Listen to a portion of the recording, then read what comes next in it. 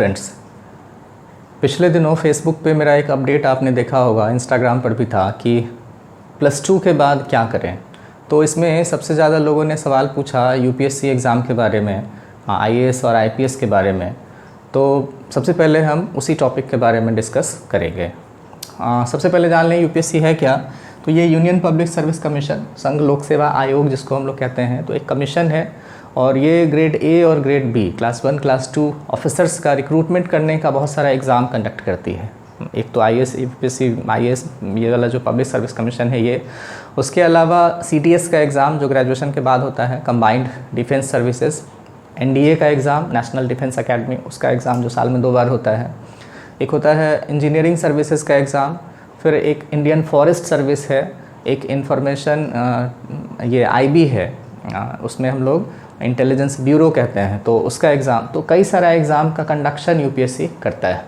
और जो हम लोगों के दिमाग में रहता है आईएएस या फिर आईपीएस कि इसके एग्ज़ाम को यूपीएससी कहते हैं, तो नहीं, इसका एग्ज़ाम भी ये कंडक्ट करती है। तो लोग इसको इसके जो है सो सिनोनिम समझते हैं, पर्यायवाची समझते हैं।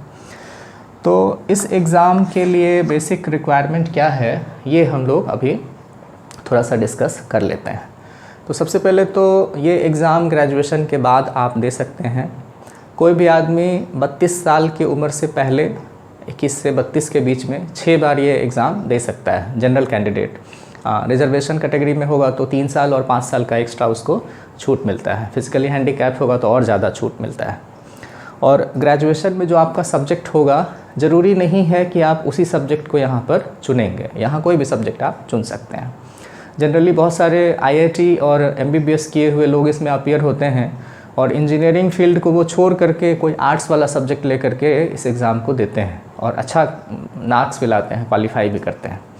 तो सब्जेक्ट वो लेना चाहिए जिसमें आपका इंटरेस्ट हो, जो आपको इंटरेस्टिंग लगता हो। 10th तक तो आपने आर्ट्स साइंस सब कुछ पढ़ा हुआ है, तो वहाँ से आप आज भी अपने आप को सोचिए कि आपको कौन सा सब्जेक्ट सबसे ज़्यादा इंटरेस्टिंग लगता था। भले ही आप अभी जो है सो फिज़िक्स लेकर के आईआईटी क्वालिफाई कर लेते हैं या फिर उसका प्लान कर रहे हैं, लेकिन वापस आपको याद आता है कि स्कूल में ज्योग्राफी बहुत अच्छा लगता था या किसी को पॉलिटिकल साइंस, सिविक्स जिसको कहते थे, वो बहुत अच्छा लगता था, तो फिर वापस आप उस सब्जेक्ट को चुन सकते हैं। ये एग्ज़ाम जो होता है 3 फेज़ में होता है, ये 3 फेजेज़ में होता है। पहला एग्ज़ाम जिसको हम लोग पीटी कहते हैं, दूसरा एग्ज़ाम जिसको मेंस कहते हैं, और तीसरा है personal interview, pi, personal interview. PT में आपसे 2 पेपर पूछा जाता है, 1 और 2। तो पेपर 2 में थोड़ा सा रीजनिंग, मैथ्स, ये सब रहता है और ये क्वालिफाइंग मार्क्स का होता है। क्वालिफाइंग मार्क्स मतलब 33% उसमें ले आइए, बस हो गया। पेपर 1 जनरल स्टडीज़ का पेपर होता है और उसमें जो पुराना आप जीके पढ़ते हैं, हिस्ट्री, सिविक्स, ज्योग्राफी, ये सब, और आजकल का जो करंट अफेयर्स होगा, जिस साल आप एग्ज़ाम दे रहे होंगे उस साल वाला करंट अफेयर्स वो पूछा जाता है। और इसी के मार्क्स पे डिसाइड होता है कि एग्ज़ाम में आप पीटी में सेलेक्ट होंगे कि नहीं होंगे। यहाँ जब आप सेलेक्ट हो जाते हैं तब आप मेंस देते हैं और मेंस वाला एग्ज़ाम जो है सब्जेक्टिव होता है। तो इस सब्जेक्टिव एग्ज़ाम में आपको रिटन एग्ज़ाम देना पड़ता है, कई दिन तक ये परीक्षा चलती रहती है और इसमें जब आप क्वालिफाई करते हैं तब आपका पर्सनल इंटरव्यू होता है। 275 मार्क्स का ये पर्सनल इंटरव्यू होता है और इतना सारा प्रोसेस होते होते, रिज़ल्ट आते आते लगभग 1 साल लग जाता है। तो सबसे जो ज़रूरी बात है वो ये कि आपके पास धैर्य होना चाहिए, अपार धीरज की ज़रूरत है, क्योंकि 1 साल तक तैयारी किए, सारा प्रोसेस किए और तब जाकर के किसी को पता चलता है कि उसका सिलेक्शन नहीं हुआ। बहुत निराशा होती है, लेकिन आदमी को छोड़ नहीं देना चाहिए। आदमी को फिर से, कई बार आप इंटरव्यू पढ़ते होंगे तो आपको पता चलता होगा कि बहुत सारे लोग हैं जिनका ये तीसरा चौथा अटेम्प्ट होता है, तब जा कर के वो सक्सेसफुल होते हैं। तो इसमें अपार धीरज का ज़रूरत है, एकदम से अनुशासन का ज़रूरत है। आप जो रूटीन सेट करते हैं उस रूटीन पे एकदम से आपको फिक्स रहना पड़ता है, बदलना नहीं है। तैयारी कब से शुरू की जाए, तो ग्रेजुएशन में आप जब जाते हैं तभी से तैयारी शुरू कर सकते हैं।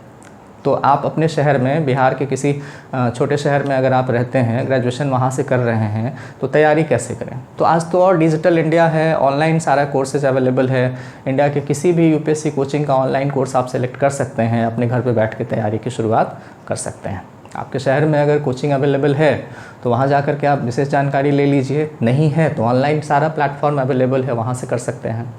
और इसमें एनसीईआरटी किताब लोग कहते हैं कि सबसे बढ़िया है।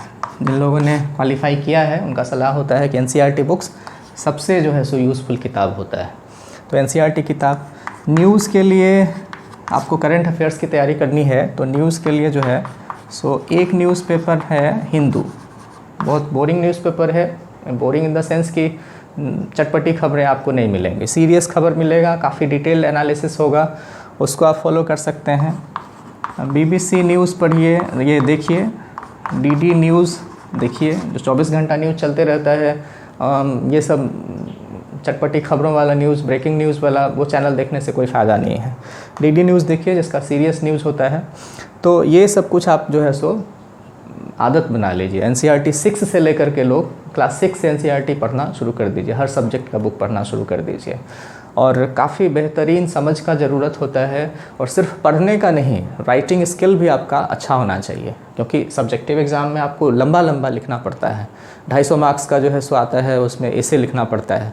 तो कई सारा टॉपिक है, उसमें आपको जो दीर्घ उत्तरीय प्रश्न जिसको कहते हैं लॉन्ग क्वेश्चन आंसर, तो लॉन्ग आंसर वाला आपको तैयारी करना है।